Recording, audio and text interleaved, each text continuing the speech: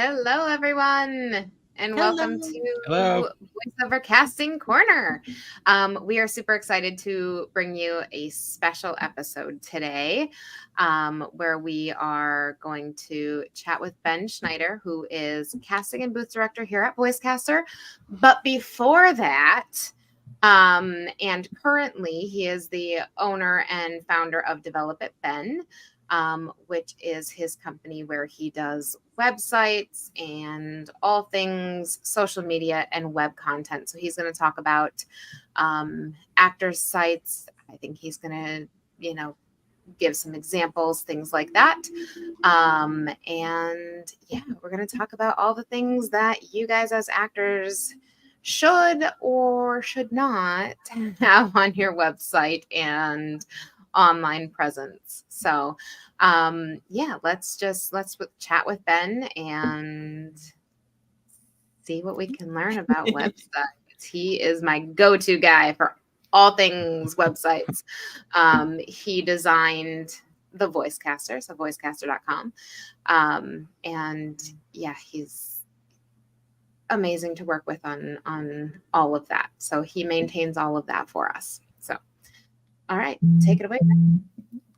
All right. Yeah. So websites, it we see them on a daily basis, and basically, I just want to kind of reiterate some things that you may want to know as you either have a website or if you're looking to get a website. Just certain things that you may or may not know about that will help you in terms of getting the audience to respond uh, to what they're seeing online.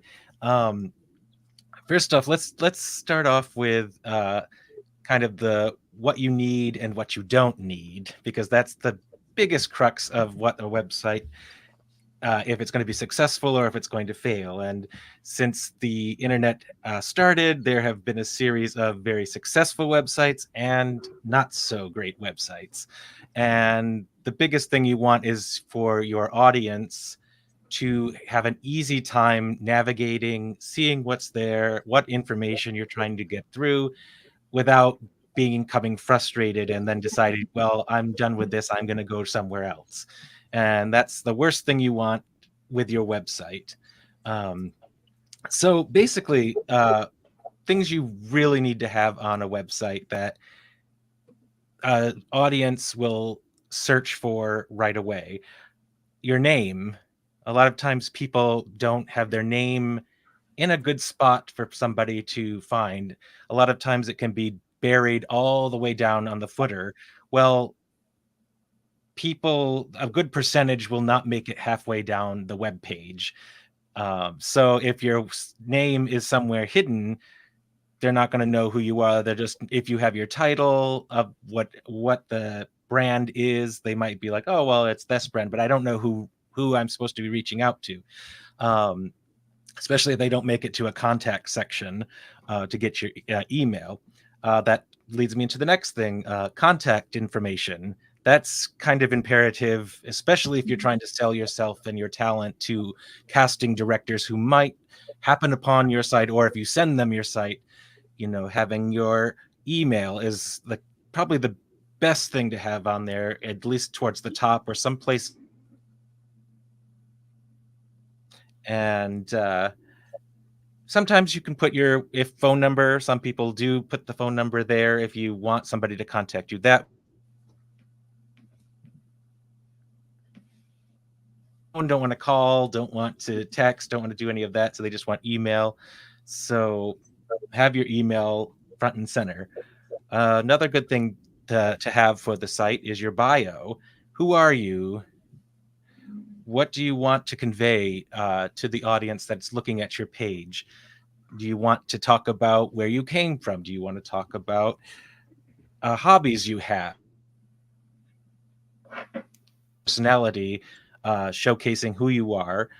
A headshot is also good, or some form of picture of yourself. It doesn't have to be a professionally done headshot. It can be you standing by a tree. It could be with dogs. It could be any type of, again, showing your personality, because that's what the main goal of the site is going to be, is your personality needs to shine.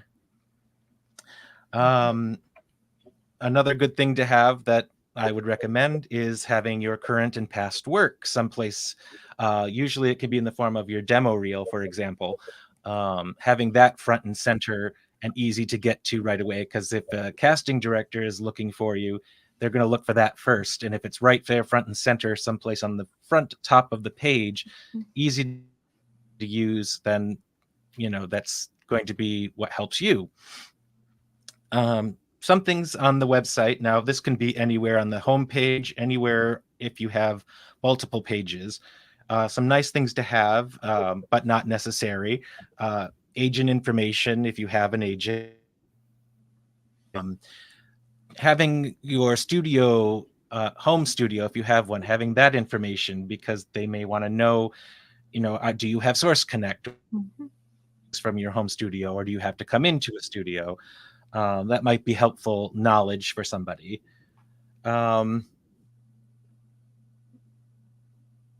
Okay to have, but not necessary in terms of a successful website, especially if you're showing your talent. You don't really need to have a multiple page website. A lot of times, if you have numerous pages, it can be very tricky to locate certain information. If you have, I always say a good rule of thumb is maybe between 1 to 4 pages at most. Just so in case you want to have one for your reel or your videos that you may have, something for your resume, something about your about page or your contact page. Those are usual suspects you find on a website. But once you start getting into even more websites, not only do you have to continuously maintain them and keep them updated, but it can also become, you jump into the weeds and you're like, well, where do I go next? Now I'm on this page. Now how do I get back to what? And then that's when another frustrations can come into play, and people will just bail on the website and be like, well, I've got what I need. I'm going.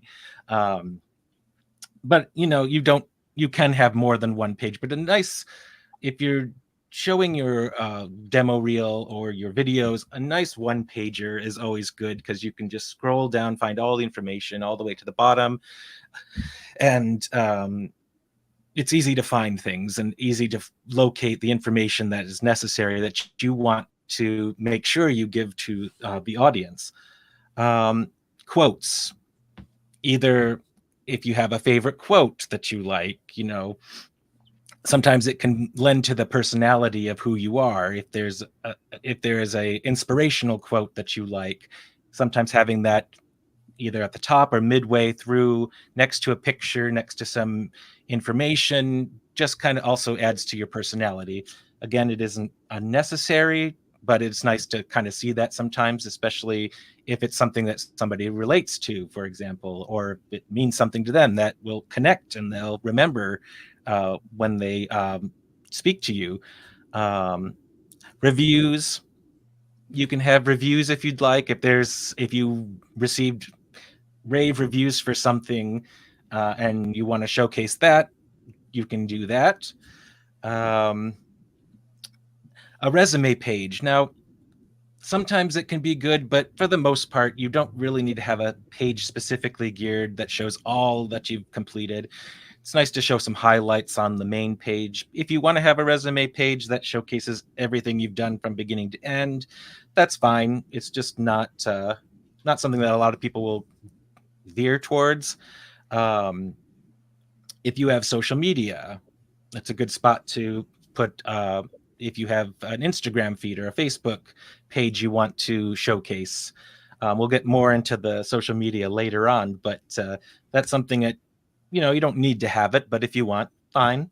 No one's going to slap your hand and say, no, you can't have that on that web page.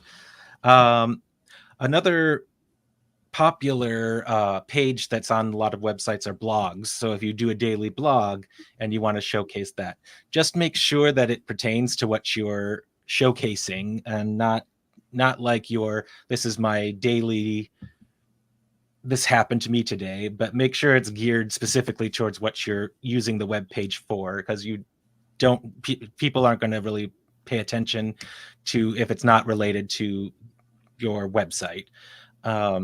Again, that's not a necessity, because with that as well, you have to maintain it, because it's nothing worse than going to a blog site and seeing something from like 2019 was the last updated post. In theory, it's good to, people always want to do it, but it's that if you don't have somebody to maintain it, or if you're not maintaining it on at least a weekly basis, or if not 2 weeks at the least, then I would forgo that bit. Now, some pieces of advice to avoid on a website. There isn't a lot that's like, oh, no, don't do that. But there are some characteristics of a website that you want to avoid at all costs, just to make it easier for the audience, because they're the ones that are looking at the entire page. Avoid off-putting colors, especially if they are like neons or bright pastel colors that are going to make your eyes, if it makes your eyes squint, it's going to make everybody else's eyes squint.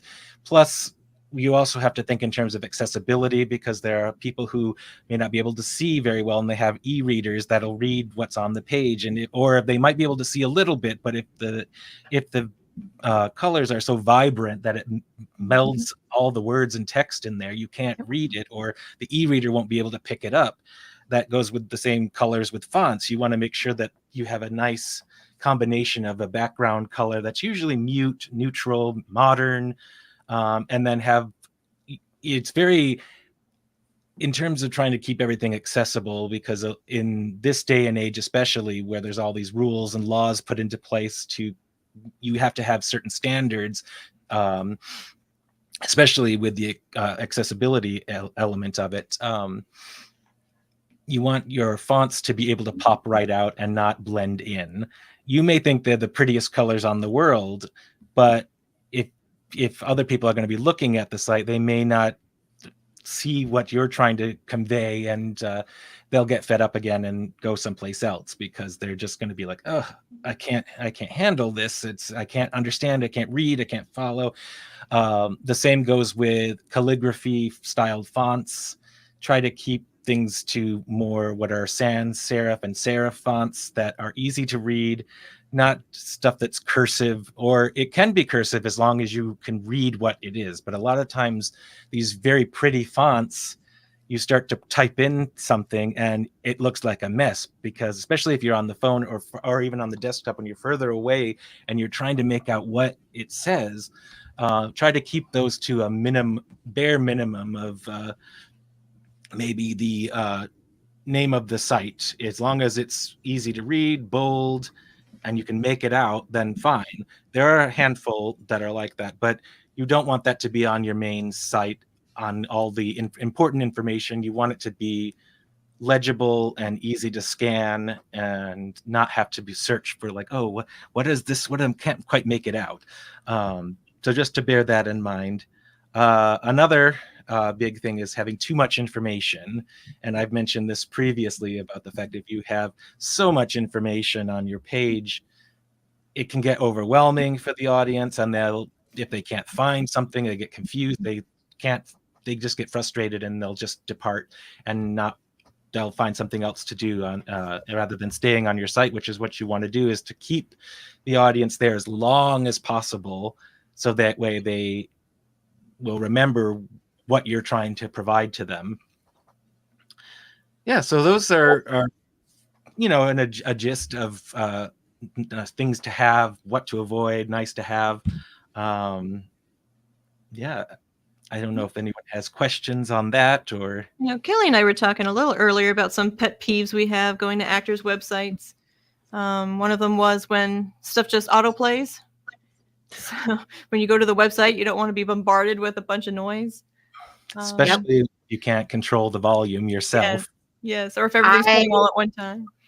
I went to a site once and they had like 6 or 7 different demos and they all started playing at the same time and there's no way to pause any of them. So it's like, I just or if it's something that's hidden somewhere and you can't find it quickly, it just keeps playing and playing until you hit the X to get out of it, because you've now become so jarred and frustrated by that experience. It's like when you're on Netflix and they autoplay everything and you're trying to like focus on something else, and it just really just makes things a little difficult.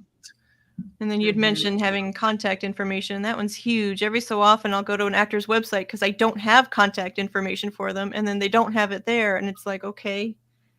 Or they'll have like a form, contact me here and fill this out. And I'm like, no, I just want to have a number or an email. So Yeah, making that stuff visible. I don't want to have to hunt you down. Yeah. Kathryn, you And bring up not just having your agent, have Mhm. a direct contact. I mean, you can get if you have a Gmail account, you can get a free Google Voice number that connects to your phone, so you can give out your Google Voice number and not your own, personal phone number. Exactly. So it's like, do something like that and an email so that we can actually reach you. I have had someone lose a job because I reached out to their agent. Their agent never got back to us, and we were ready to book. Our client found them through their website, just didn't know how to reach out to them. They never heard back from the agent. We never heard back from the agent, and I could never find contact information for them. So they lost the That's job. huge. Yeah, and Kathryn brings up a good point with the forms. That's another, it's okay to have a form, especially I if just it's feel like I don't know where it goes. I'm like, is this person actually well, going to read this? Like, that's the Yeah. other thing too, is because it's another thing it goes to a database that the person who has it has to maintain that information, unless the email is going directly to their email. But a lot of times what you're putting in is like name, address, phone numbers. Yeah, exactly. And if you're going to have a form, fine. But I always suggest put your information as well, contact wise, It doesn't up hurt on to the top, and then have the form of somebody, especially if it's a form that you Yep. want, if somebody wants to, if you are at that point where someone wants to book you and you have like information like, what do you want me for? What do you, but most of the time it's just sort of there for just looks. Having a form is people just want your email or your phone number to just send some message to. Yeah. And the worst part about the form is that with that database, you can fall into some tricky territory, because now you have to, if you're now you're maintaining other people's emails into your database, and there's a whole list of rules and regulations regarding that. I'm sure you're all familiar with the cookies. I need these, yes or no or whatever. That's all related to a lot of these laws and regulations regarding the fact of protecting your information. And if you are using something like WordPress and it goes into some sort of unsecure location, if you get hacked, those emails now are available to whoever has hacked you. And I've seen it happen before with one of my clients, where they weren't paying attention and didn't have the right security. Then all of a sudden someone hacked in and it shut down his whole website. And so then you have to go through all this with Google, and it turns into The whole thing. a rolling mess. a nightmare that took a couple of months before the site was back up and running again. And that was just a travel blog website. Too long. That's too long. Yeah. Yeah. Yeah. And then another big one is make sure your demos are downloadable. So if you've got your demos on your website, make a way for people to download them. People like us, we like to keep them on file so we can refer back to them. Remember what you sound like, or sometimes we have clients that just want demos for casting, so we need to be able to have your demo accessible. And if I don't have a way to download it, we're not going to be able to keep you for submission projects, because we don't have a demo on you. We don't know what you sound like. So Yep. that's always a good thing too. Yep. Super important. And a lot of widgets and things for your website will have a player that will also have a way to download. So you don't have to go to Sound. I forget what the SoundYard or places where you can, SoundCloud, where you a repository to put your information there. You can just have it in your own library and able to download it from there, not have to do any fancy coding or anything to make it work. Yeah. I do see a couple of questions that are website related. Should we get into those before we move into social media? All right. So the first one, are there any specific sites, places, opportunities where VO Talent can most effectively share and showcase websites for maximum visibility? It's a great question. Like a voice bank, but for web. Yeah, Right. yeah. I mean, I know of a couple of, I mean, there's several voiceover groups on Facebook and on LinkedIn, and I know a couple of them do like a website Wednesday or, things like that where you can share. A lot of that's probably going to be with other actors. So I think it's more of getting your website out there to other people. And, Ben can speak to this, but making sure the SEO, and when somebody's, trying to search for certain, a friendly voice actor, hopefully it's not that general, but you have things on there that make your website pop up. I think the ultimate goal is to be like the first page of Google, right? So I think Yeah. that's more of an SEO thing. Yeah. Then correct me if I'm wrong. But the way you can kind of get around some of that, it's not anything. You can put stuff on the back end if you have somebody who can finagle to get in the back to put in some keywords. But the biggest thing is on your website to have keywords that if Google's system is searching through all these, then yours is going to pop up. Like, for example, if you typed in develop it, Ben, it's going to appear because develop it, but you have to, type that in. But there might be another word that is associated on my website that might pull from that repository and then put you on the front page. Now, one thing to bear in mind with Google is you'll notice that there's a lot of sponsors on the first page, and they're people who pay billions of dollars to get their names up there. So you're already at a disadvantage, but the biggest thing is to just get keywords that are unique and that will appear. It's like the hashtags when you see that on social media.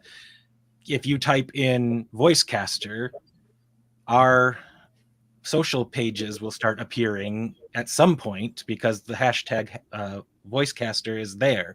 So that's basically the same thing with your main pages of having the correct words that are going to pull. And you can find information online of like what are popular phrases, words that you can put on there. And then you just have to have it one place or a few places that when it goes through the filters, it will pull your information. And the more people who come to your site also increases your chance of moving towards the top because you become a quote popular page.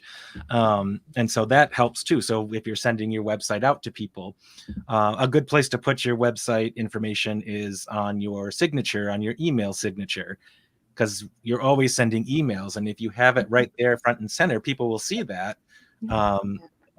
And then people will click and go to it. I do it all the time. If I see somebody's, if it's in their if their website is listed in their file, then I'll email them and I'll go to it and check it out just because I'll be curious to see like what's going on.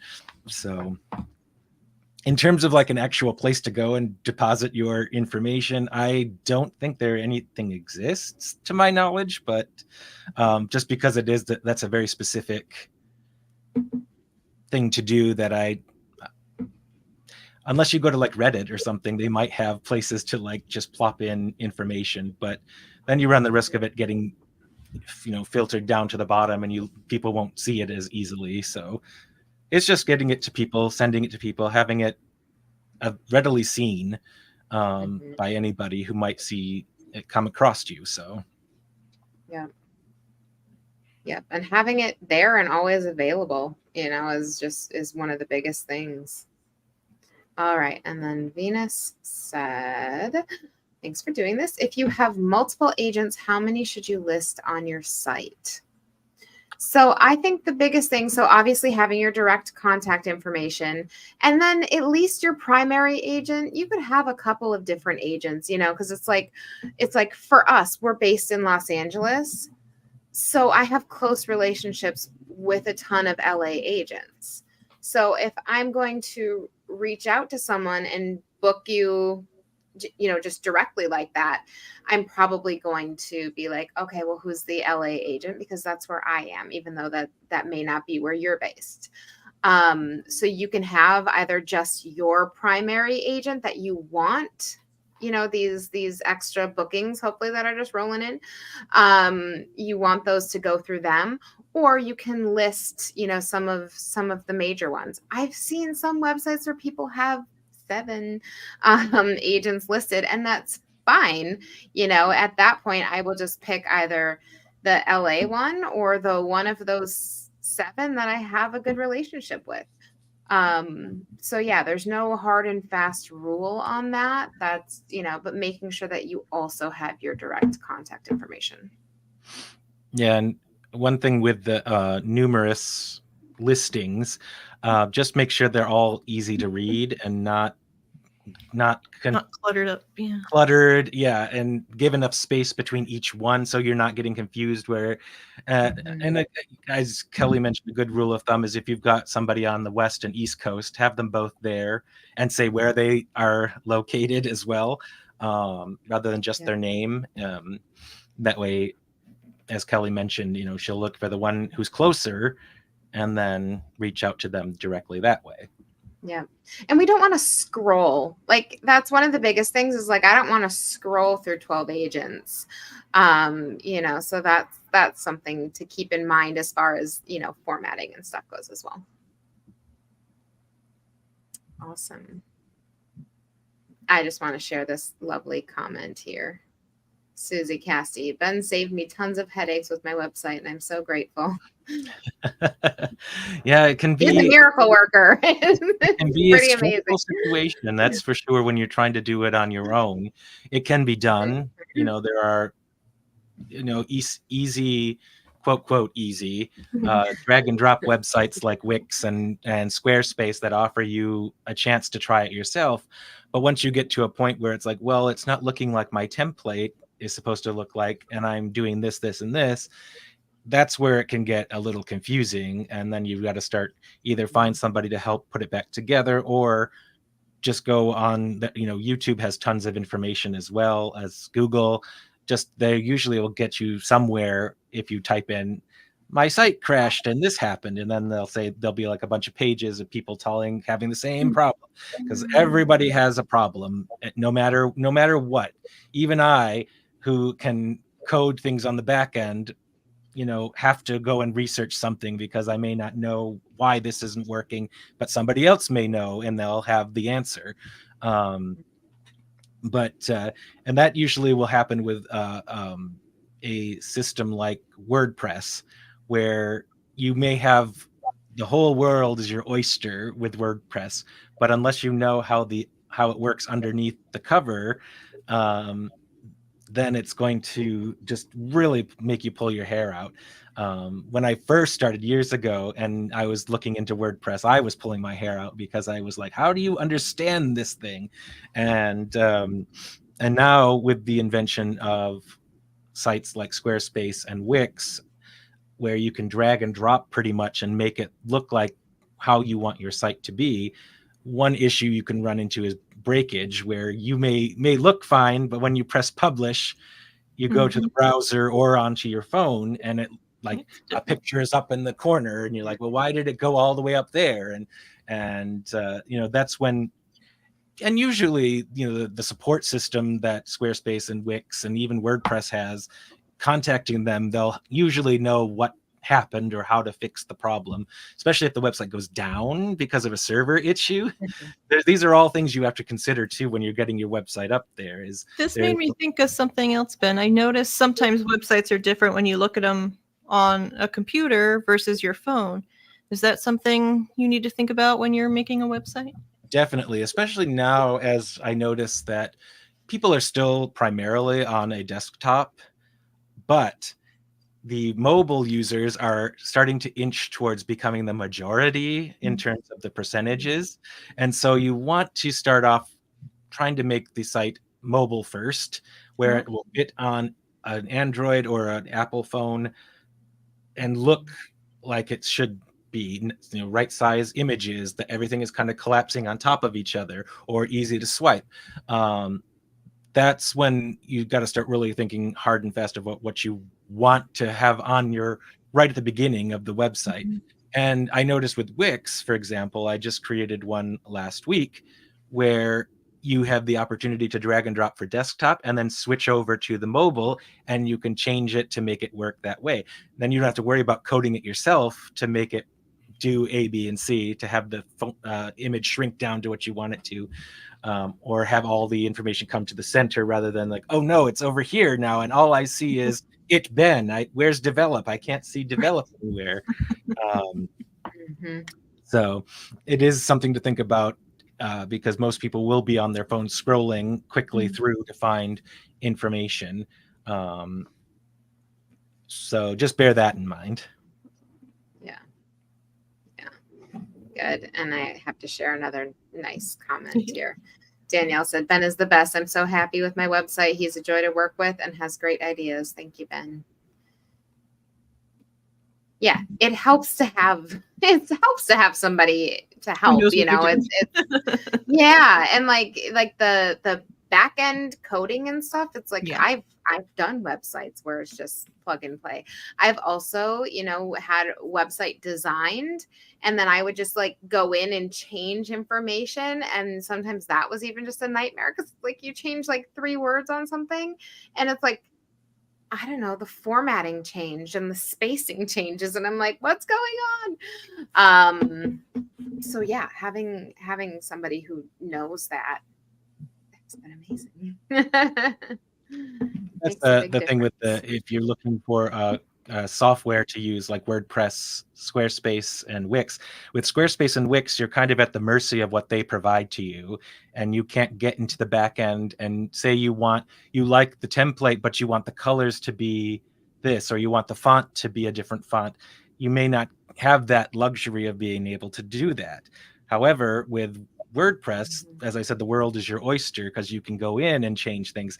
However, if you start to do that without knowing how to modify the code, you can break the entire site by just forgetting a ampersand or forgetting a semicolon, which is necessary in the backend code.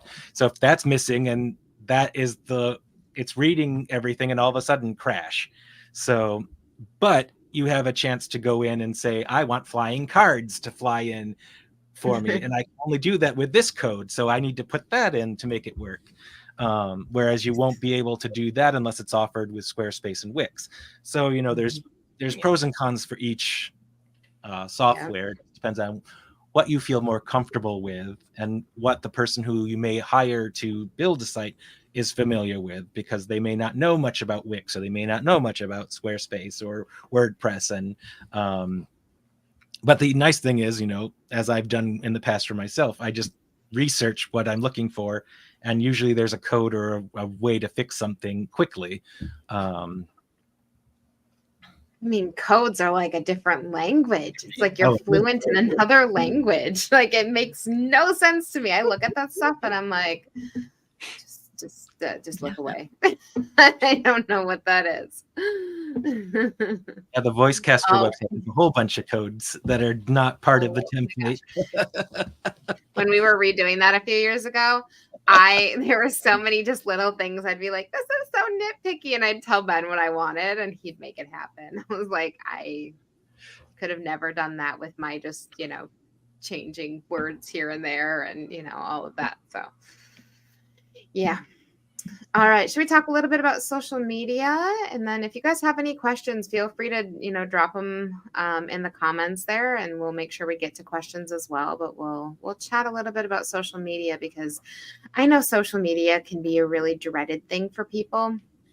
And real quick, before Ben gets into social media, I just want to mention that, you know, so often people are like, how important is it for me to be on social media? I don't have any social media accounts, you know, things like that. And it's like, kind of need to have it. I mean, it's like, if you don't have something, I mean, at least have Instagram. But then the thing is if you have something, you do need to maintain it. You know, it's like you just like about the blog. It's like social media pages, because they want to see how many followers certain actors have.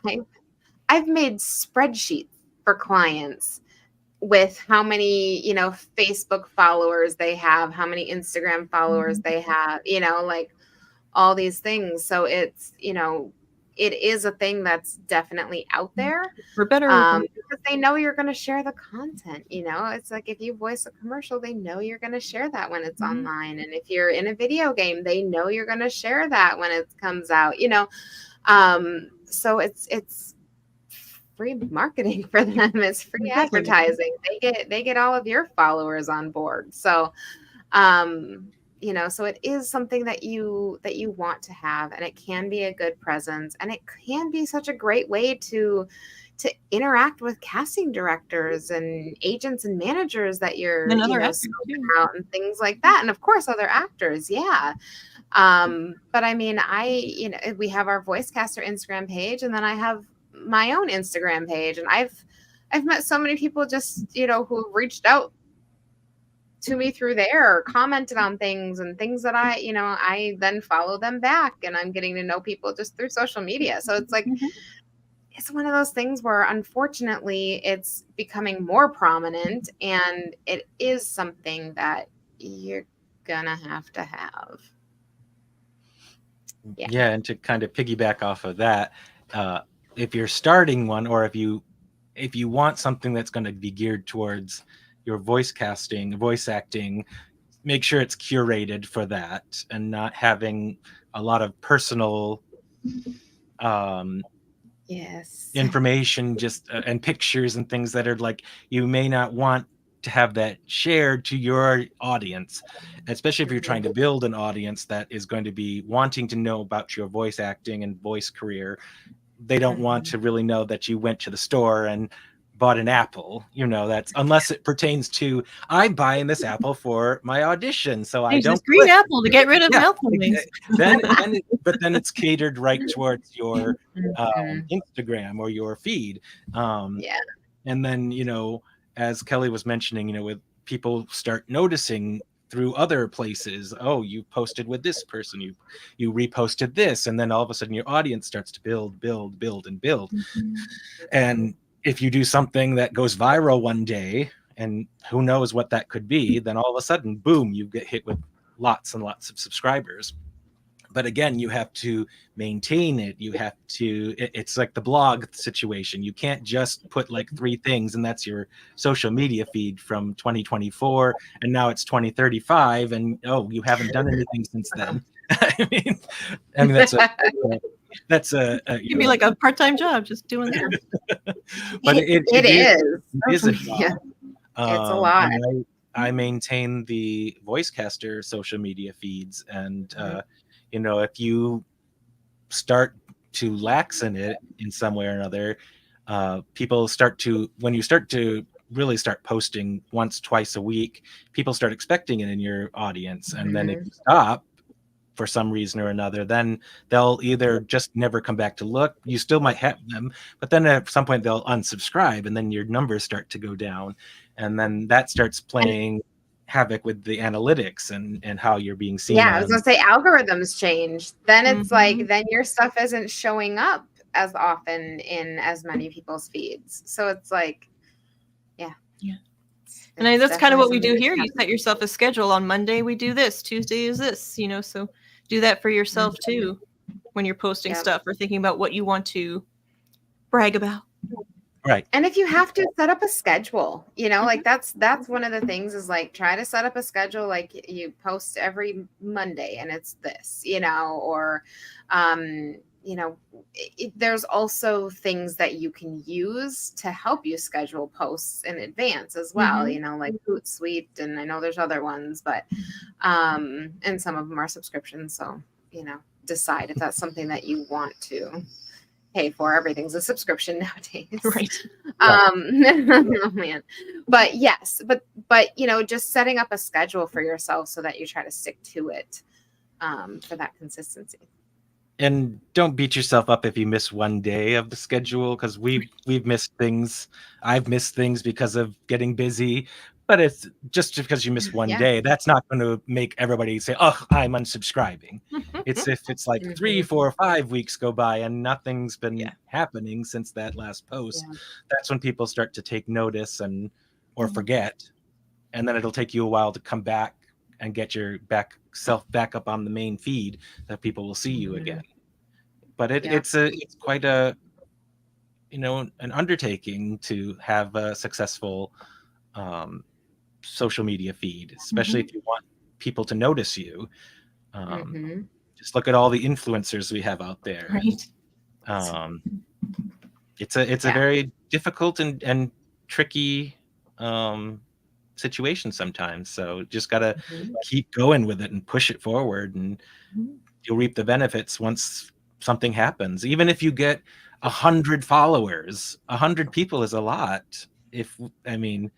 Even at the beginning, and then 100 people start to turn into 1,000, and then it continues because some people will share, and it's just every once in a while reminding people, hey, I'm out here. Yep.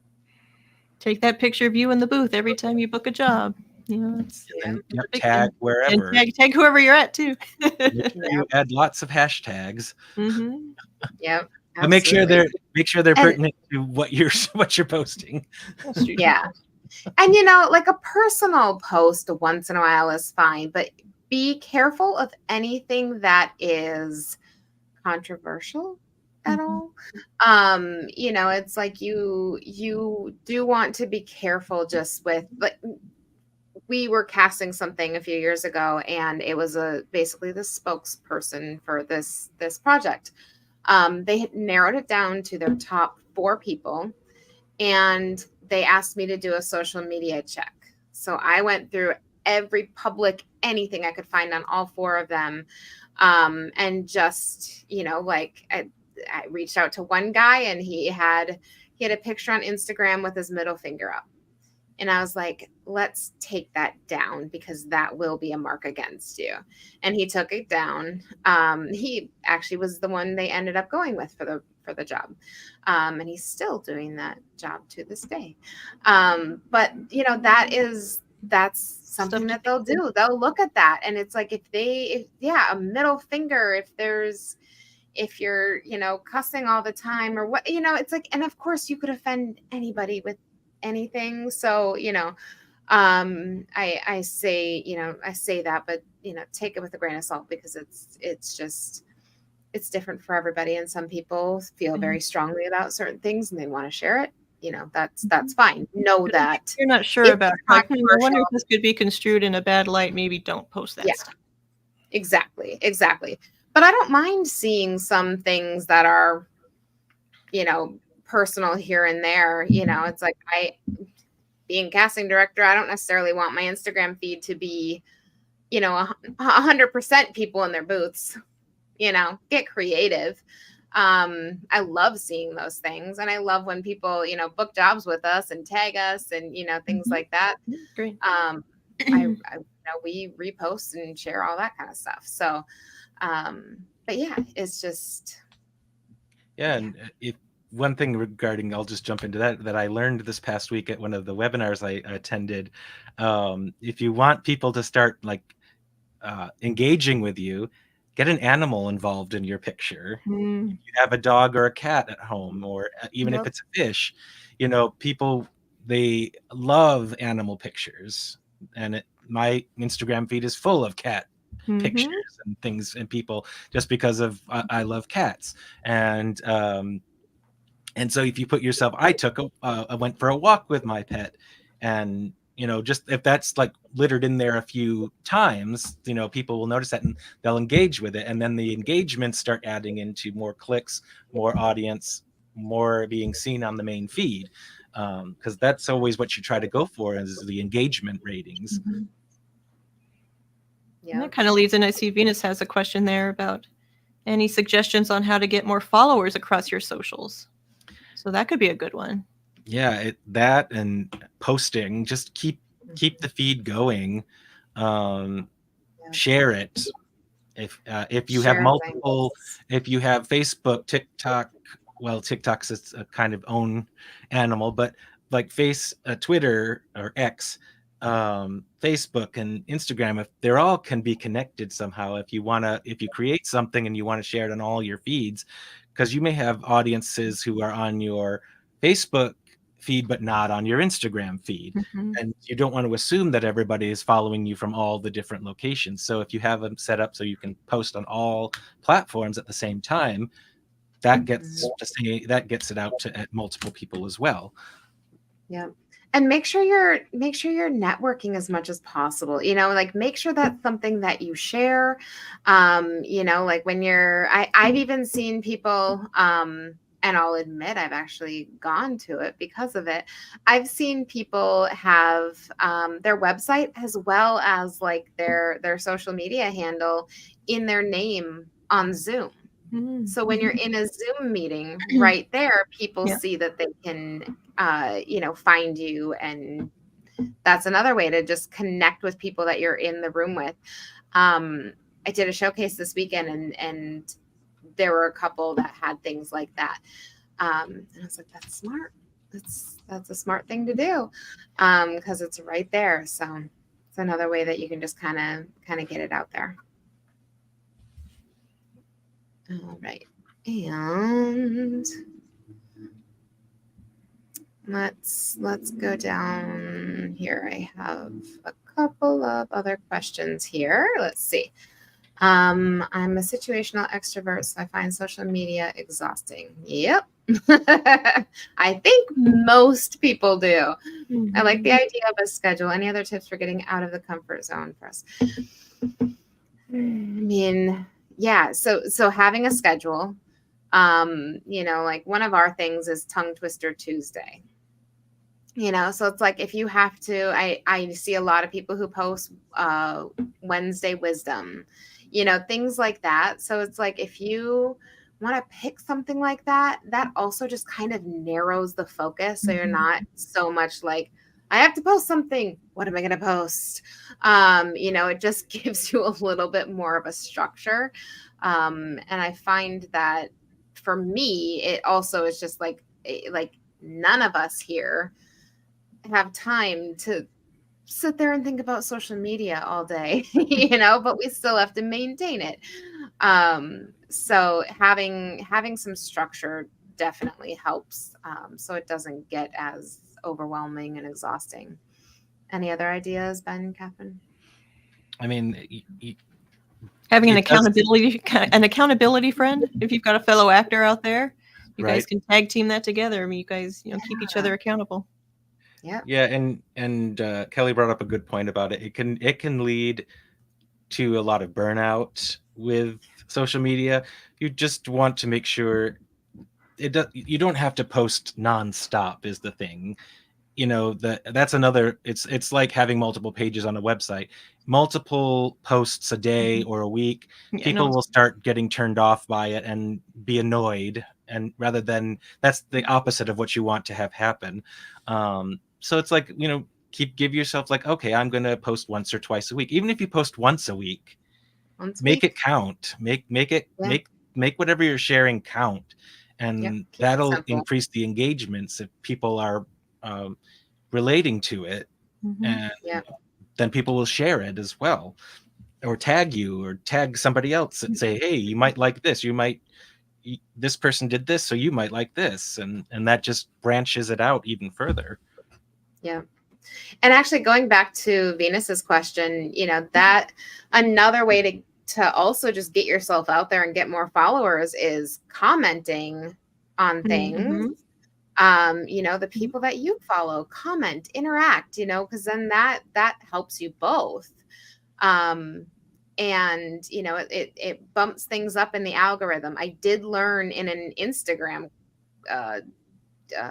boot camp thing that I did, where they talked about when you comment, make sure it's a minimum of 4 words, because then it counts as a comment to bump the post up. So that helps you as the commenter and the person whose post you're commenting on. But that is another way where people will see you commenting and be like, oh, why am I not following her yet? I can't tell you how many times I've done that. I on Instagram, I follow a lot of actors and agents and managers and everybody else. But I've done that where I saw that like, oh, somebody commented on this post and I'm like, why am I not following that person? So that's another way to kind of get yourself out there. And if there's a reason, we already kind of mentioned this, but if there's a reason to post or to tag somebody else in your post, tag people, because they're probably going to share it. And then again, more people are going to see that. They're going to see you. They're going to click on you. They're going to go to your pages, so it kind of snowballs like that. Yeah, that goes back to our Tongue Twister Tuesday. We always are asking people to try it out and tag us, because that gets us into their feed and their audience. And if they have a large following, they may come back to our social feed and then start following us. So that's the engagement. You always get people engaged, because if they're not engaged, then they're just not going to do anything and not going to follow. And just always bear that in mind when you're making a post. Yeah. Good. All right. Let's see. We got a few more questions here. So which is more effective within the Instagram algorithm, hashtags or description boxes? I'm not sure. I know. I was trying to see if I could find some information. I'm not sure what a description box is. At least I've never used one before. I wonder if it's something. They're always changing. Social media is always changing things. I know hashtags are still pretty effective. Very effective. What I've learned is hashtags are very effective on Instagram, not as much on Facebook. Still putting them there, but I learned a thing that was like, if you have, if you have tons of hashtags, it's like don't worry about it as much on Facebook as Instagram. So, all right. And Brandon said, do you find it wise to add a QR code to your posts to a link tree or something similar? I think Linktree is great. Mm-hmm. Having multiple information for people to find, because most places that I follow, people I follow, they have like 4 or 5 main links. Ours has all of our social feeds and our websites and other information that's pertinent to our business there. That's another, since Instagram doesn't really give you the ability to link a lot of things like Facebook does, the link tree with QR codes or other links is very helpful, especially if you're trying to look for something that someone might be trying to find. Yep. Good. All right. I think that's all I see on questions. If you guys have any final questions, please drop them in the comments and we will get those answered. But yeah, do you have any final thoughts, Ben, as far as websites, social media? I know we could talk all day about this, but we're coming to a close. So yeah, any final thoughts or words of wisdom? Just make sure that when you're thinking of getting yourself out there on the website, on your own website, that just remember your personality. Think about the traits you want to have people see. Because that alone, it's because your website's going to be like your business card, and you want people to go and see it and then leave thinking, oh, I remember that person's site because of, oh, they had that picture, or they even said this, or you just want to make sure that you're shining through that, because you may be shining on your demo reel, but if it's just sitting there with nothing else to kind of perk it up, then they may or may not click on it or download it. So just think about that when you're going into it, and remember that whether you do it yourself or you hire somebody, that you can do a whole lot of things with the website, but sometimes you may or may not want to do it or need to do something on a site, or have something on a site. I always say, and I've mentioned this to many of my clients, less is more. Have less, but make it important and pertinent, and you'll have a successful website. So Ben, if people want to hire you, where do they find you? I was just writing that in there. Yep. You say it out loud. I'm going to put it in the comments as well. You can visit my website, developitben.com. That has all of my current and past work. And it kind of tells a little bit about myself, a little more in detail about my journey. And that page was built from scratch, which is no WordPress, no, it's just building from code and then putting it onto the site. So it can show you another way of how you can get things done. That's a little more trickier than having an actual system. And obviously you can look at voicecaster.com because Ben did all of that. And then he's got other samples of websites that he's done on his website as well. So definitely check it out. I saw several comments. We shared a couple. I saw Susie also had mentioned, Danielle, I just looked at your website. I love it. I love how Ben's work is so varied. So the actor's unique personality shines through. So yeah, if you're looking at website people, feel free to reach out to Ben. He can help you with whatever. But if you guys have any questions on any of this, feel free to reach out and let us know. And we'll be back in a couple weeks with our next episode. Yeah. Thank you all so much for joining us, and we'll catch you on the next one.